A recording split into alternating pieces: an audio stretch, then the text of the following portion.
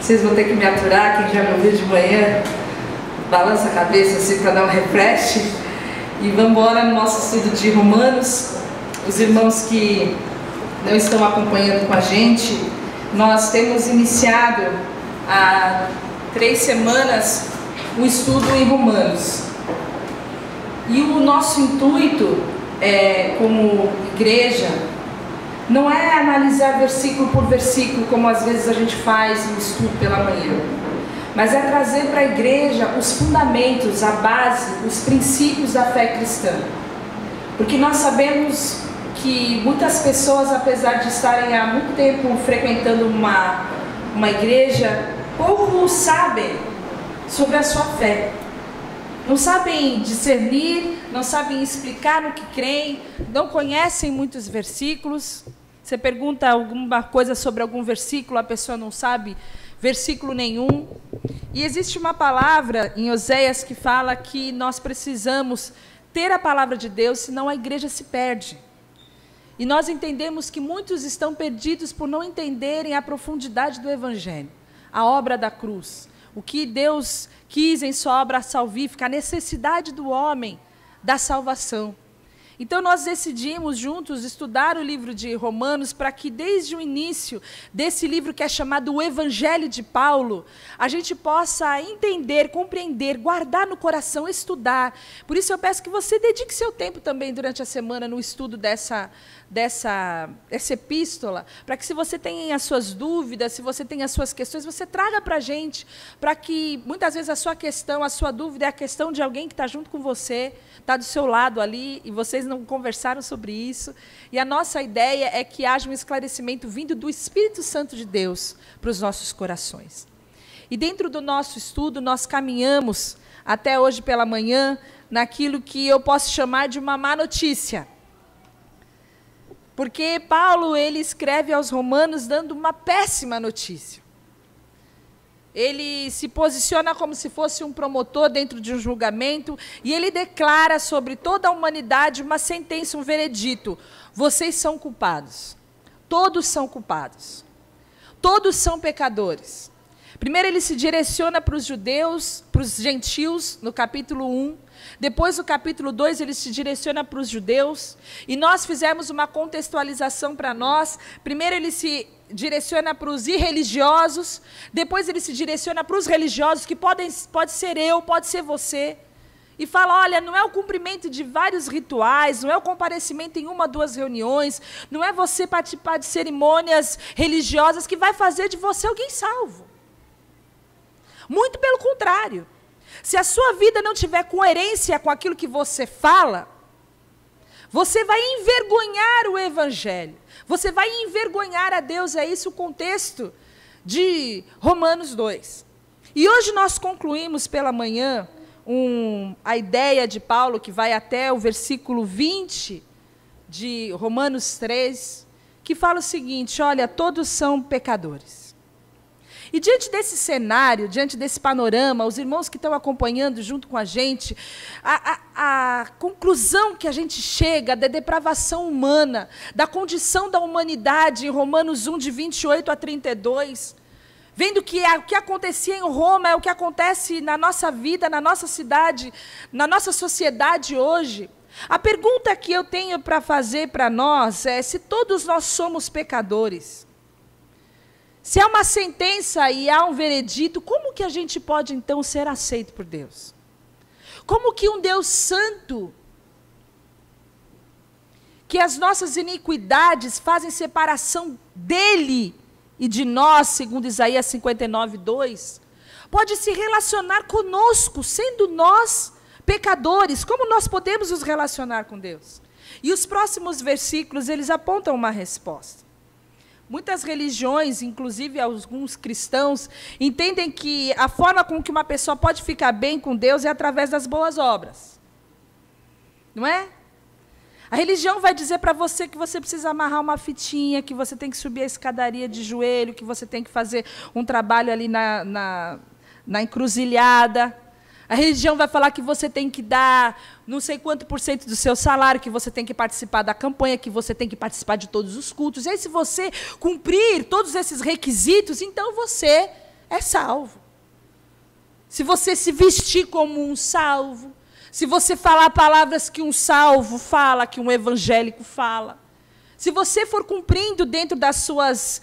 Você distribuir doce lá na festa de São Cosme e Damião, você vai alcançar as benesses. Você vai alcançar a salvação.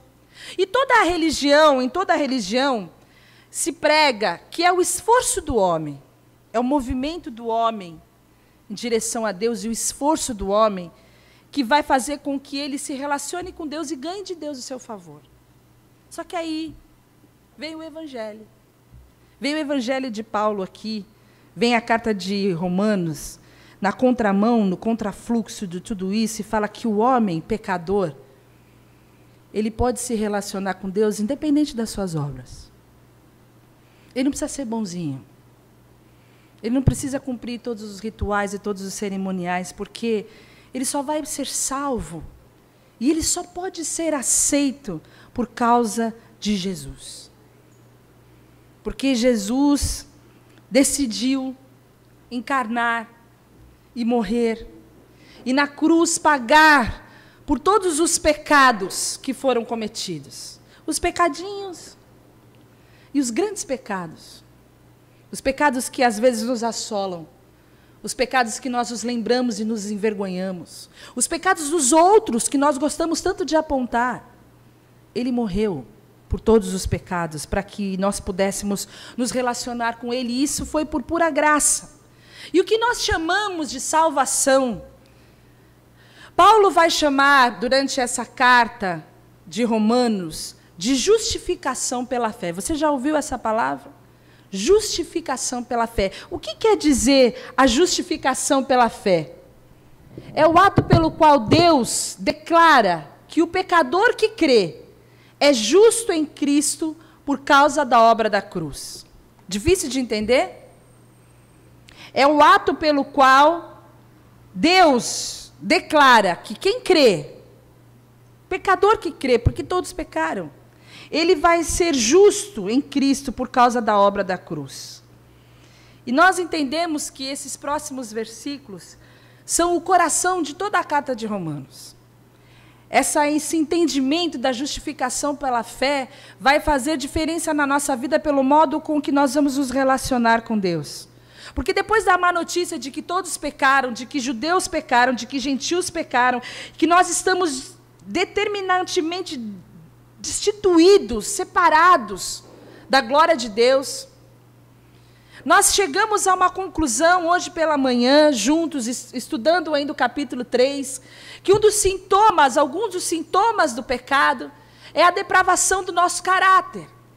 Não há ninguém bom, não tem ninguém justo, não tem ninguém que faça o bem. Você pode procurar que não vai ter, você não vai achar. Isso afeta quem nós somos, o nosso caráter. Olha, houve uma depravação nas nossas conversas, nas nossas falas. E o texto de Romanos 3 fala, olha, tem perversidade, tem mentira, tem engano, tem veneno no jeito que vocês falam.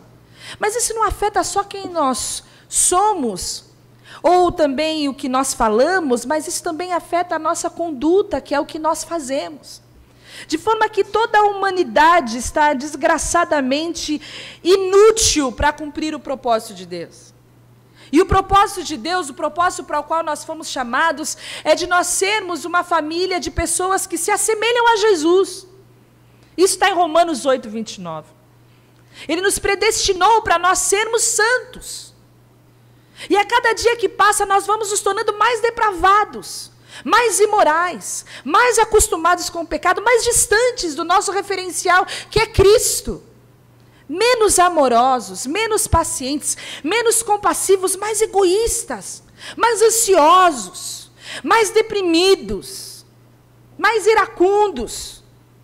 E essa nossa imagem, esse diagnóstico dessa doença terminal que nós temos, ela traz para nós uma péssima notícia. Que não só nós, mas toda a humanidade está condenada por causa do pecado. E essa é então, o final desse pensamento de Romanos 1 até agora Romanos 3. Só que Paulo, a partir do versículo 20, tem um que nós chamamos de ponto de virada. E ele fala, mais agora. E esse mais agora vai trazer para nós uma nova esperança. Vai trazer para nós, para mim e para você, um novo clima, alegria, vai encher os nossos corações da graça de Deus. Porque, através dos próximos versículos, Paulo responde essa pergunta crucial. E as perguntas que você talvez já tenha feito, e alguém já pode até ter feito para você, como pode alguém sentir-se em paz com Deus? Quando eu olho para mim, quando eu olho para as coisas que eu penso, que eu falo, para as coisas que eu sinto, para as coisas que eu já fiz no meu passado, para as coisas indignas que eu espero que aconteçam para mim no meu futuro, como eu posso estar em paz com Deus? Como saber se todos os meus pecados foram perdoados? Pecados que ninguém sabe, que ninguém viu, ninguém ficou sabendo, eu consegui esconder direitinho. Como eu vou saber se esse pecado foi perdoado? Como eu posso ter certeza que eu vou para o céu? Como eu posso ter um relacionamento pessoal com Deus que vai além dos limites de um culto, de uma reunião? Um relacionamento lá na segunda, na terça, na quarta, na quinta. Quando tem dinheiro na conta, quando não tem dinheiro na conta, quando a mulher está boazinha, quando a mulher está chata pra caramba. Como eu posso manter o meu relacionamento com Deus? Como é possível nessa vida ter uma certeza de que há uma vida futura? Essas são questões que muitas vezes ficam no nosso coração. E eu não sei como você responderia a essas perguntas, mas as religiões respondem a essas perguntas. O judaísmo diz que é através da obediência à lei. Se você cumprir toda a lei mosaica, e tem lá o Pentateuco cheio de ordens, e você vai ver que as pessoas guardam o sábado, que as pessoas não comem certos alimentos, que eles têm todo um rito de lavagem, de purificação, eles acreditam que através do cumprimento desses cerimoniais, eles vão encontrar a salvação e um relacionamento pessoal com Deus. O hinduísmo fala que através das boas obras você vai se tornar uma pessoa iluminada. O budismo nega a existência de um Deus pessoal. Não tem resposta para isso, não existe, se esquece isso aí. A nova era fala que através da libertação da lei do karma, da reencarnação. O espiritismo fala que você vai encarnando, reencarnando, e você vai se tornar uma pessoa boa. Daqui a uns 1000 anos você vai ficar purificado. E como é, então, que o Evangelho responde essa questão para nós? Como eu posso ser aceito por Deus? E nós temos, então, os versículos de 21 a 26 que dizem o seguinte: mas agora se manifestou uma justiça que provém de Deus, independente da lei, da qual testemunham a lei e os profetas. Justiça de Deus, mediante a fé em Jesus Cristo, para todos os que creem. Não há distinção, pois todos pecaram e estão destituídos da glória de Deus, sendo justificados gratuitamente por sua graça, por meio da redenção que há em Cristo Jesus. Deus o ofereceu Cristo Jesus como sacrifício para a propiciação mediante a fé, pelo seu sangue, demonstrando a sua justiça. Em sua tolerância, havia deixado impunes os pecados anteriormente cometidos, mas no presente demonstrou a sua justiça, a fim de ser justo e justificador daquele que tem fé em Jesus. Agora então se manifestou a justiça de Deus, que já não é mais de acordo com da forma com que os homens pensam, com que os homens estabelecem, não é de acordo com a religião, é a justiça de Deus. Assim como Paulo fala que esse é o Evangelho de Deus. E quando alguma coisa é de Deus, ela deve falar ao nosso coração. Independente do local onde você está, porque você pode ler essa palavra na praia, você pode ler essa palavra no campo, você pode ouvir essa palavra dentro de um templo religioso, mas você nunca pode se esquecer que isso é de Deus, isso não é da religião.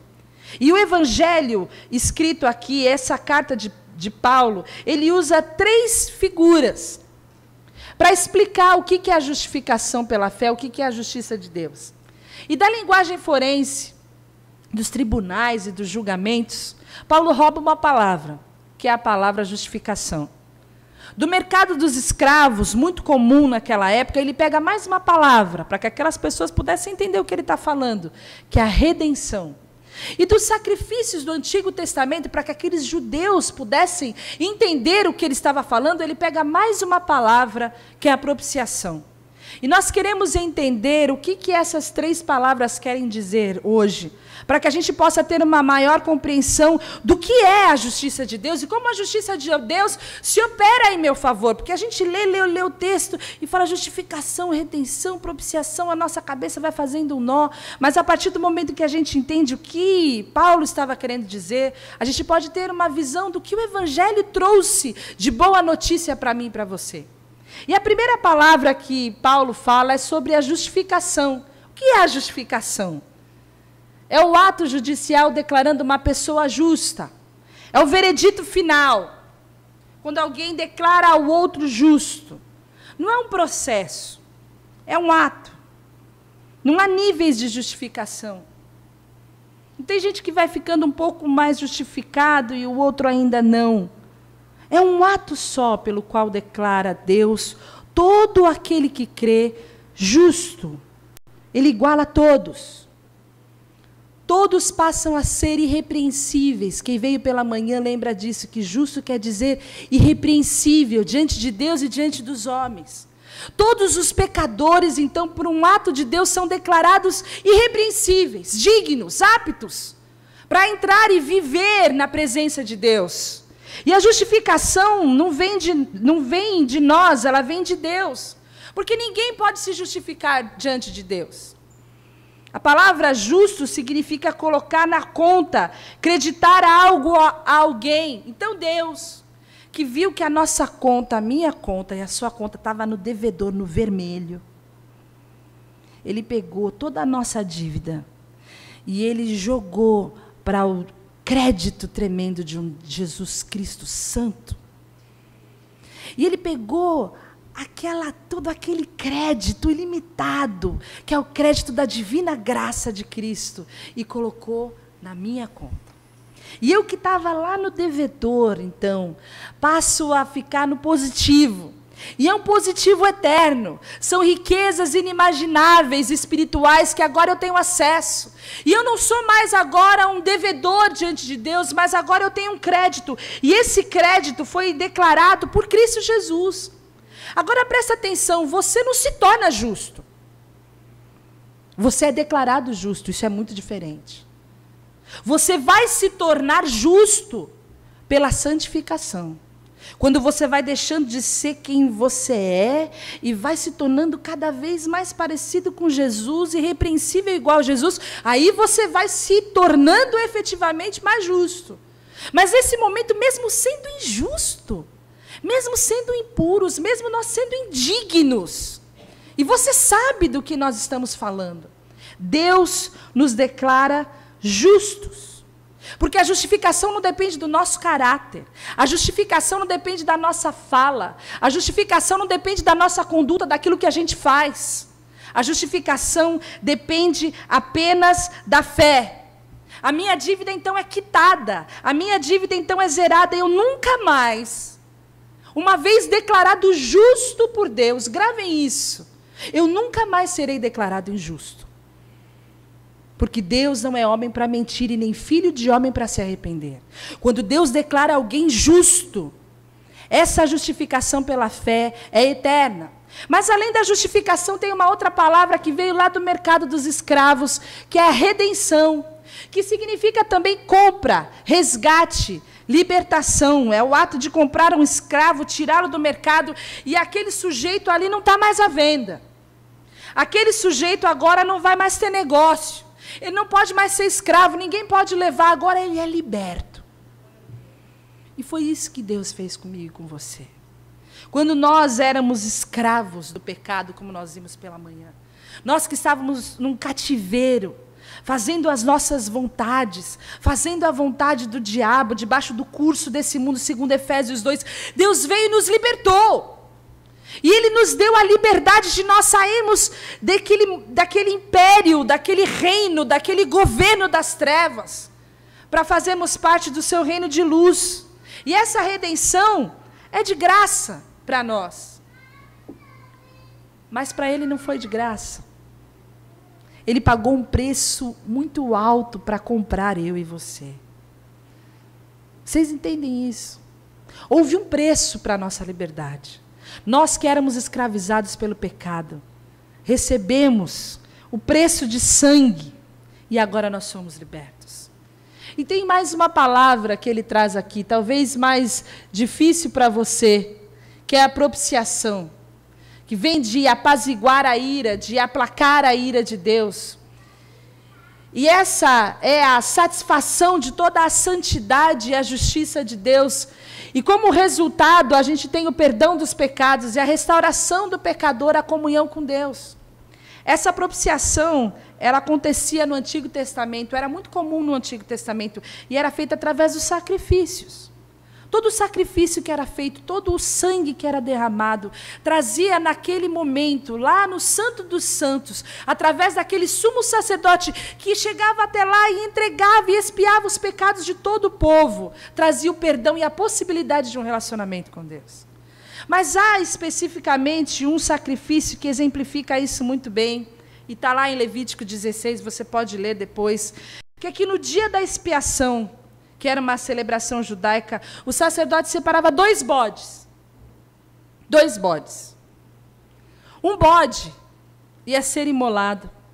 O sangue desse bode seria aspergido ali na tampa do propiciatório, que era uma tampa da Arca da Aliança, toda feita de ouro, onde as tábuas da lei estavam guardadas lá dentro. E quando aquele sangue caía sobre aquele propiciatório, significava que todos aqueles que desobedeceram àquela lei estavam perdoados, estavam cobertos por esse sangue. Só que depois disso, o sacerdote punha as mãos sobre o outro bode. E ele confessava todos os pecados do povo sobre aquele outro bode. E ele levava aquele bode para o deserto e ele seguia longe, num significado de que todos os pecados daquele povo agora estavam sendo levados para longe. E foi isso também que Jesus fez lá na cruz do Calvário. Só que aquele sangue, inúmeros bodes que foram mortos e sacrificados, não tinham o poder de perdoar o pecado. Somente o sangue do Cordeiro de Deus, que estava separado desde antes da fundação do mundo, teve o poder de nos purificar de todo o pecado. Ele seria, então, o último de todos os sacrifícios, para que eu e você, por meio daquele sangue aspergido na cruz do Calvário, pudéssemos aplacar a ira de Deus. E todos os nossos pecados pudessem então ser expiados e levados para longe do nosso arraial, para longe da nossa vida, para longe da nossa igreja, para longe da nossa família. Foi isso que Jesus fez na cruz do Calvário. E é isso que o sangue quer dizer, irmãos. Às vezes nós barateamos a graça, nós barateamos o sacrifício, nós barateamos a obra salvífica de Cristo, mas houve um preço de sangue. Foi o sangue de Jesus, o sangue do Cordeiro, que foi derramado naquela cruz para nos justificar, para nos redimir, para nos propiciar. Jesus, então, cumpriu tudo isso, e a palavra de Deus fala que nós fomos justificados pela fé. Então, nós temos paz com Deus, Ele nos justificou. Ele nos redimiu, e o texto fala de 1 Coríntios 7, 23, que nós somos comprados por um alto preço, para que a gente não se torne mais escravo. E o texto também de Romanos 3, 25 fala que Deus o ofereceu como sacrifício para propiciação mediante a fé, pelo sangue, demonstrando assim a sua justiça. Jesus cumpriu nele mesmo todos os requisitos para que a gente pudesse ser salvo. Você fala, então tá bom, isso foi lá atrás, há 2000 anos atrás, como é que eu faço hoje para ser salvo? O que todo esse sacrifício que foi cumprido em Cristo Jesus, que dividiu a história, cuja essa é muito mais do que uma história, mas é comprovado historicamente todo o sacrifício de Jesus por nós. Como então que eu posso ser salvo? E os versículos 27 e 28 dizem o seguinte: onde está então o motivo de vanglória? É excluído. Baseado em que princípio? No da obediência à lei? Não, mas no princípio da fé. Pois sustentamos que o homem é justificado pela fé, independente da obediência à lei. E Paulo pergunta assim para nós: será que é cumprindo a lei? Será que então é lendo a Bíblia, fazendo oração, que eu vou crescer, como diriam as musiquinhas da escolinha? Será que se eu pegar a Bíblia e comer a Bíblia, aí eu começar agora numa prática religiosa, numa disciplina, aí eu vou conseguir? Será que é na obediência à lei? E aí eu vou ser o cara, né? Porque eu vou conseguir, que ninguém consegue. Eu vou poder dizer para os outros que eu já li a Bíblia 30 vezes esse ano, que eu não faltei em nenhum culto nesse ano. Será que é isso? E Paulo fala, não é assim. É no princípio da fé. É pela fé. Pois nós sustentamos que o homem é justificado pela fé, independente da obediência à lei.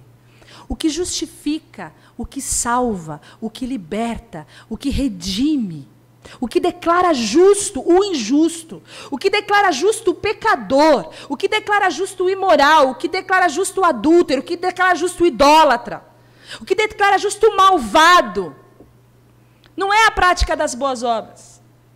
O que declara ele justo é ele ter fé em Deus. É ele viver da fé. Por isso que Romanos 3, 21, começa dizendo que a lei, a justiça se manifestou sem a lei. Não é pela lei, porque a lei não veio nos salvar. Quanto mais você lê a Bíblia, mais difícil é para você cumprir, não é verdade? Quanto mais você se depara com a santidade de Deus, com a grandeza de Deus, com a bondade revelada em Cristo Jesus, com tanto amor e tanta compaixão, mais a gente vê a nossa indignidade. A lei não veio nos salvar. Ela veio apontar para nós que é impossível nós nos salvarmos a nós mesmos. É impossível que eu venha me salvar praticando tudo aquilo, porque eu não vou conseguir. Eu vou falhar e falhar e falhar, e a minha vida vai ser uma verdadeira montanha-russa, porque é assim a vida do religioso. Um dia ele está lá em cima e no outro dia ele está lá embaixo.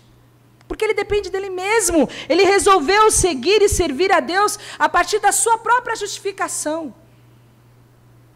Os que tentam cumprir a lei, se forem sinceros, vão admitir que não conseguem.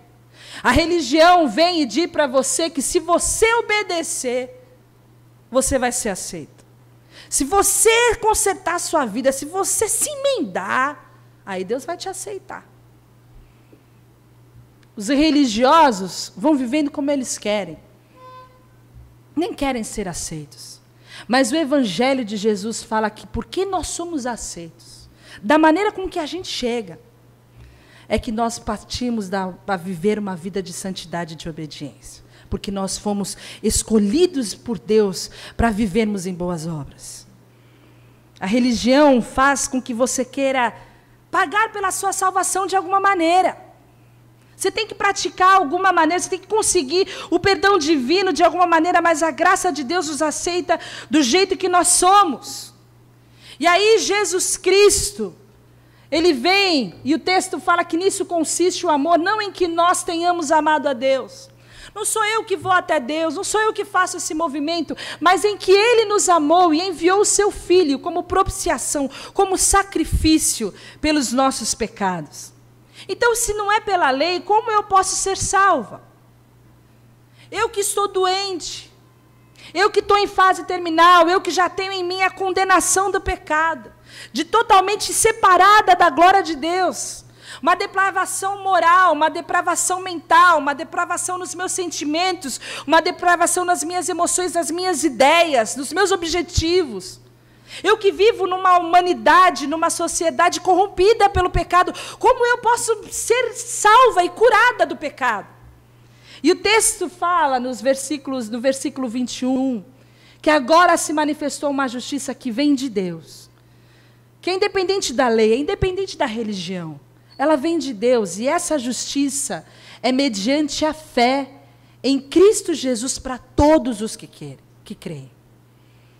Essa justiça, essa declaração de que agora você é irrepreensível, e Deus, quando olha você, já não vê mais os seus pecados, já não vê mais as suas indignidades, mas Ele vê você justo, Ele vê você como filho, porque sobre você está o sangue do Filho, o sangue do Cordeiro.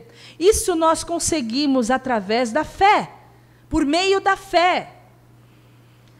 A fé não nos torna merecedores da salvação. A fé é o meio, é a mão que recebe a salvação. Porque a fé vem de Deus. A fé não vem de você. A fé vem de Deus. Ele planta a fé no seu coração, para que você possa crer e você possa ser recebido. E Romanos 1,17 fala que o justo vive da fé. E você vai ouvir um monte de gente falar, olha, o justo vive da fé, então você precisa tomar posse.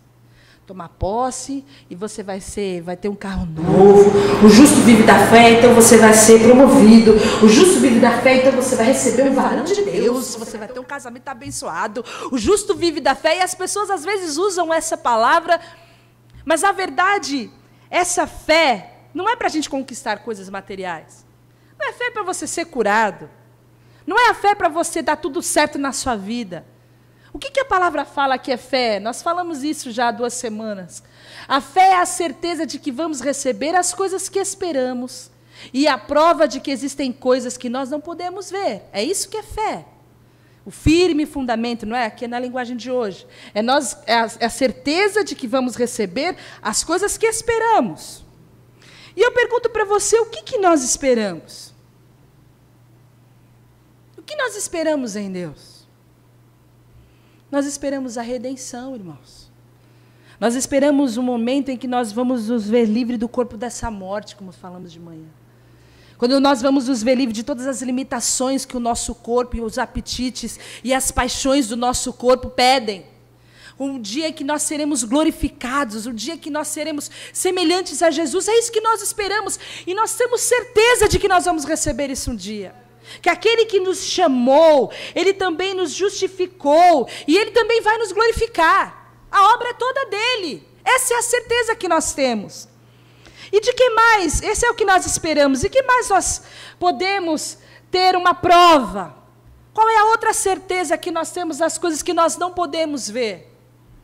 A fé é você ter uma certeza, você ter uma prova, você ter algo concreto de uma coisa que você não pode ver. Como é que você vai ter uma prova de uma coisa que você não pode ver? Isso é fé. E essa fé é a da salvação. Nós não podemos ver. E a palavra ainda fala que nós somos os bem-aventurados porque nós não vimos, mas nós cremos. Nós não podemos ver, mas nós temos a certeza daquele sangue derramado na cruz do Calvário.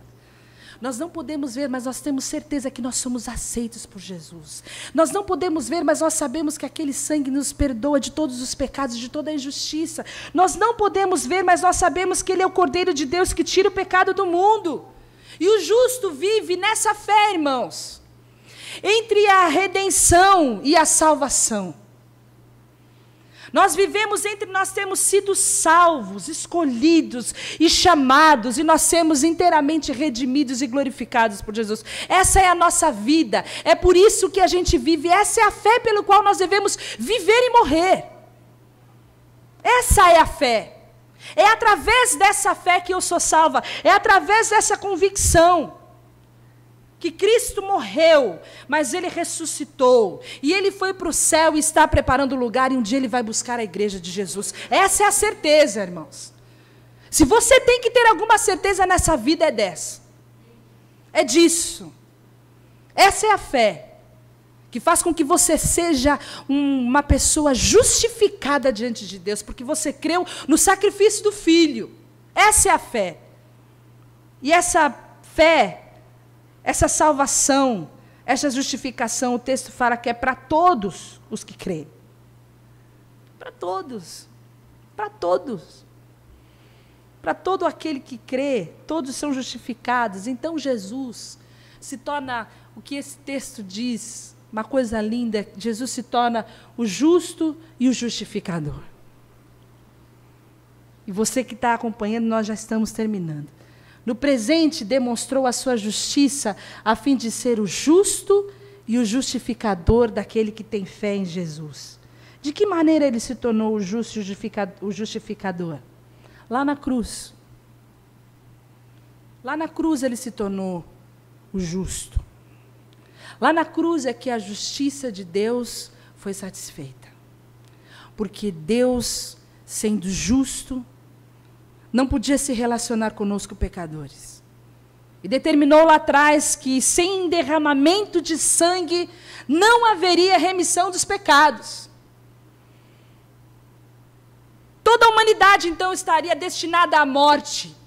Toda a humanidade então estaria destinada a ter o seu sangue derramado para que os seus pecados pudessem ser expiados. Porque todo aquele sangue derramado pelos bodes e pelos cordeiros, aquilo foi precário. Aquilo foi temporário. Então, por causa do seu grande amor, o seu amor que é tão grande quanto a sua justiça, Deus decidiu imputar no seu próprio Filho a sua justiça. E Jesus não só cumpriu toda a justiça do Pai ali naquela cruz do Calvário, mas ele também foi o justificador. Porque através daquele último e único sacrifício, todos os pecados da humanidade foram perdoados. Ele é o justo, que exige que haja o derramamento de sangue para o perdão dos pecados, mas ele também é o justificador, aquele que se entregou e aquele que substituiu o meu e o seu pecado. Como então nós podemos nos relacionar com Deus, sendo Ele absolutamente santo? É nos esforçando, irmãos. É tentando dar um jeito na nossa vida, tentando dar um tapa, um Photoshop, um filtro na nossa vida, tentando parecer mais santos. Vai ser assim que a gente vai conseguir se relacionar com Deus.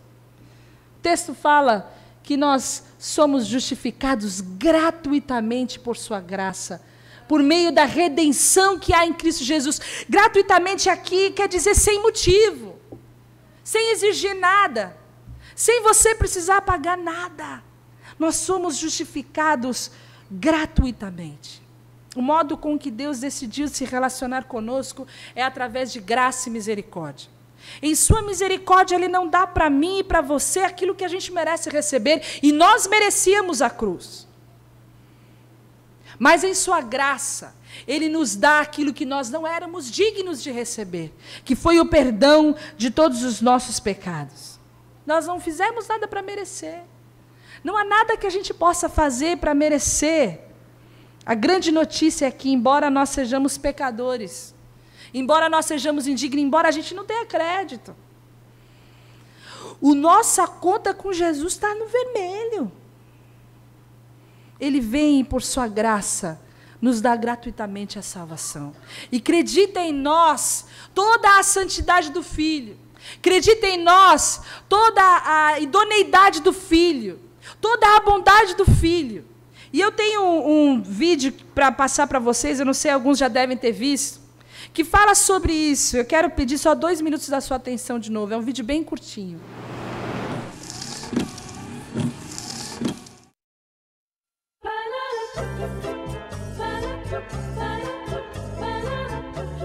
Next. File, please. Some lying, some stealing, and some acts of kindness here and there. I tried to live a good life.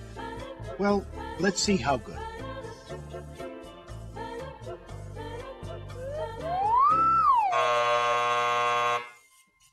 This way.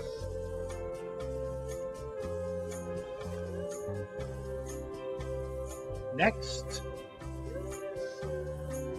File, please. Okay, I admit it. I did a lot of bad things. Yes, I see. But I've done good things too, to offset the bad things. Like, one time, I cheated on a test, but then I cleaned up trash in the park. That should balance out, right? Let's find out.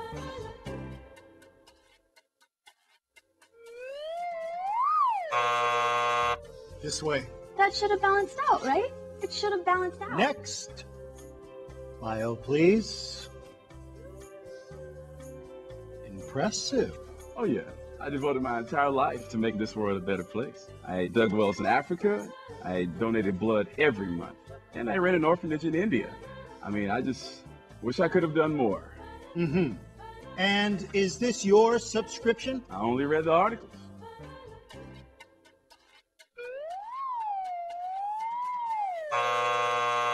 I only read the articles.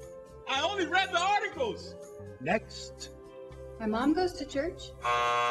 Was baptized as a baby? Take American Express, right?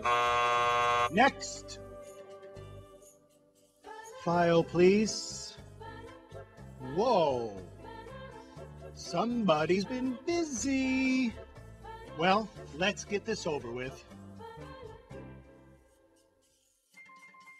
sorry. I didn't know he was with you.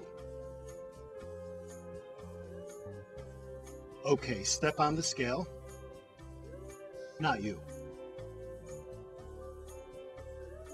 Him.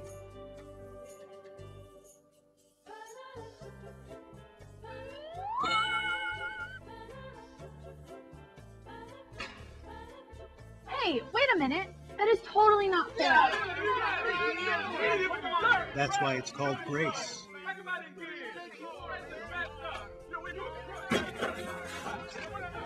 Next. Isso é graça. Porque se você pudesse subir com todas as suas boas obras naquela balança, você sabe que você não seria perdoado. Se você pudesse apresentar todas as suas boas obras diante de Deus,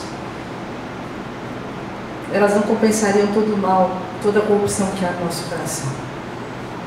Mas Cristo nos substituiu na cruz do Calvário. Ele morreu a nossa morte para que nós pudéssemos viver a sua vida.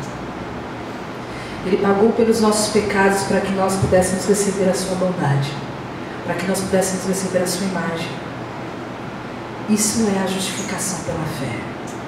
Quando você crê que você estava irremediavelmente perdido e que só através de Cristo que você tem uma chance com Deus, que isso foi de graça, que por mais bonzinho que a gente seja, não é suficiente, porque Deus é santo. Porque ninguém com pecadinho nenhum pode se apresentar diante de um Deus santo e querer ser justificado. Mas quando nós entendemos que isso veio, isso aconteceu para nós gratuitamente, nós conseguimos crer nesse poder. E é através dessa fé que nós somos salvos. E isso, muitas pessoas que vivem num sistema de mérito, querendo fazer e acontecer para que através das suas obras possa haver a salvação, não entendem. Uma vez um pregador estava pregando para um trabalhador desses que trabalha em Minas, e ele não entendia como que podia ser de graça. E ele pergunta para ele assim: como é que você desceu até o final, até o fundo da mina hoje? Ah, eu desci de elevador. Foi fácil. Foi fácil para você? Foi. Eu peguei o elevador e desci. Isso não te custou nada? Não, para mim não custou. Mas para o dono da mina deve ter custado uma fortuna aquele elevador. Essa é a forma com que Deus nos salva. Para nós não custa nada. Mas no Filho dele, ele impingiu toda a pena do pecado, no seu próprio Filho. Foi Jesus quem sofreu todo o peso do pecado sobre mim, o pecado que estava sobre você. Por isso que lá na cruz do Calvário ele bradou: Deus meu, por que me desamparaste? Foi o momento em que ele sofreu uma separação de toda a eternidade. Ele foi separado do Pai. Porque naquele momento ele carregava o nosso pecado. E um Deus santo não pode se relacionar com alguém que tem pecados. E ele se viu abandonado ali, naquele momento, na cruz do Calvário. E quando ele morreu, porém, a morte não pôde detê-lo, porque ele não carregava um pecado dele, mas carregava o meu e o seu. E ele ressurgiu em glória. E ele é o Cordeiro de Deus que nós aguardamos, que vai vir também nos redimir e redimir o nosso corpo mortal. Essa é a nossa esperança. Por isso que agora, quando nós lemos novamente esse texto, nós entendemos que nós somos aceitos por Deus, nós, pecadores, somos aceitos por Deus pela fé. E o texto na linguagem de hoje diz o seguinte: mas agora Deus já mostrou que o meio pelo qual ele aceita as pessoas não tem nada a ver com a lei. A lei de Moisés e os profetas dão testemunho do seguinte: Deus aceita as pessoas por meio da fé que elas têm em Jesus Cristo. É assim que ele trata todos os que creem, pois não existe nenhuma diferença entre as pessoas. Essa é a grande e boa notícia, irmãos, de que independente da nossa vida, do nosso passado, da nossa história, do quão nós estivemos afastados de Deus, Deus nos aceita. Que nós não precisamos ser bons o suficiente para sermos aceitos. E a melhor notícia é essa, melhor notícia ainda, é que quando nós estamos nele, Ele começa a nos transformar. Ele começa a mudar a nossa mente. Ele começa a mudar o nosso coração. Ele começa a mudar as nossas intenções. Ele começa a mudar as nossas ideias. E nós que antigamente éramos pessoas tão diferentes de Jesus, passamos a sermos mais parecidos com Ele. E isso é a santificação. É uma outra história. São outros versículos. Mas Deus não nos deixa como nós somos, apesar de nos aceitar como nós somos. Isso é graça. Ele é o justo, Ele é o justo, mas Ele também é o justificador. Ele é aquele que nos ama, é aquele que nos chama, é aquele que, através da cruz do Calvário, nos torna dignos e irrepreensíveis, nos comprou e nos libertou. Nós não precisamos mais servir ao pecado, sermos escravos, oprimidos, controlados pelo pecado. Nós podemos agora servir a Jesus, ser servos de Jesus, amar a Jesus, declarar a nossa vida como alguém que está debaixo do senhorio de Cristo. Que seja assim, que possamos entender que, apesar de um dia nós termos sido pecadores, hoje nós somos inculpáveis, hoje nós somos irrepreensíveis, hoje nós somos santos, não porque somos bons, mas porque fomos declarados assim por nosso Senhor Jesus Cristo na cruz do Calvário. Amém, irmãos? Se você não entendeu alguma coisa, se você ficou com alguma questão, eu peço que você venha falar comigo sobre isso. Porque corre o risco de você viver uma vida de mérito, de achar que você tem que fazer e acontecer, e cada vez que você falhar, você se afastar de Deus. Mas se nós precisássemos praticar alguma coisa para a nossa salvação, toda a obra da cruz seria inútil, porque nós falharíamos. Nós falharíamos. A lei só aponta o nosso pecado e a nossa incapacidade de sermos salvos através das nossas boas obras. Por isso nós temos motivos de glorificar ao Senhor. Por isso nós podemos dar as boas novas para o mundo. Porque o mundo recebe uma má notícia, que eles têm que se acertar primeiro para depois conhecer a Jesus. E quantas pessoas que você conhece que falam, não, eu tenho que acertar umas coisas na minha vida. Eu sei o caminho, mas tem que acertar umas coisas na minha vida e depois eu vou para Jesus. Vai dar tempo. Mas o tempo é hoje. E Deus nos chama como nós somos, para sermos transformados para a glória dele, em nome de Jesus. Amém? Vamos orar, irmãos. Senhor, nós te agradecemos pela tua palavra. Porque nós sabemos que não somos bons o suficiente. Mas te agradecemos pela substituição na cruz do Calvário, onde Jesus Cristo, que era bom o suficiente, santo o suficiente, bondoso o suficiente, amoroso o suficiente, digno o suficiente, tomou o meu lugar, para que eu pudesse também ser participante da natureza divina. Eu quero pedir ao Pai que essa verdade possa inundar os nossos corações, gerar uma gratidão tremenda por termos sido um dia alcançados, por termos a revelação e a iluminação pela tua palavra, de que nós somos aceitos da maneira que nós somos, e que através da tua graça tremenda e do teu grande amor, o Senhor nos transforma em novas criaturas, com um novo modo de pensar, um novo modo de viver. E eu quero pedir, ó Deus, que o teu Espírito Santo ministre aos nossos corações, trazendo convicção àqueles que ainda têm dúvidas, trazendo certeza de uma forma irresistível daquilo que as pessoas ainda questionam, para que através da fé todos nós possamos ser alcançados por essa tremenda e maravilhosa graça, em nome de Jesus. Que o teu reino possa ser glorificado através das nossas vidas, que possamos proclamar essas verdades, levar essa boa notícia para um mundo que